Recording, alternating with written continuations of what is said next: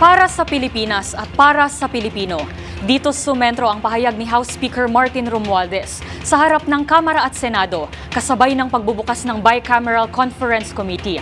Ayon kay Romualdez, madaling magkakasundo ang buong lehislatibo kung paiiralin ng Filipino First Budget o pondo para sa totoong ikabubuti ng mga Pilipino. Pakinggan natin ang ulat ni Milky Rigonan.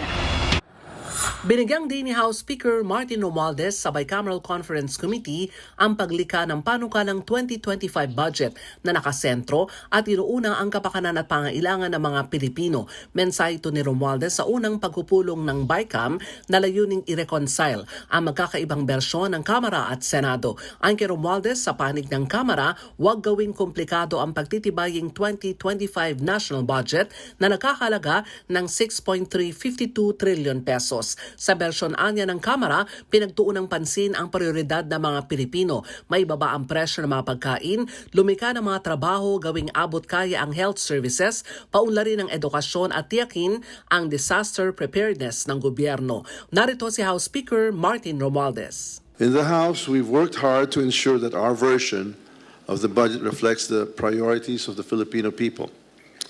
We focus on what's urgent, keeping food prices down, creating jobs, making healthcare accessible, improving education, and ensuring disaster preparedness. Dagdag pa ng House Speaker, magkaiba man ang paraan ng dalawang kapulungan pero dapat ang layunin ay pareho para mapabuti ang kalagayan ng mga Pilipino. Para sa MPC TV Network News, ako si Milky Rigunan, una sa Pilipinas, una sa Pilipino.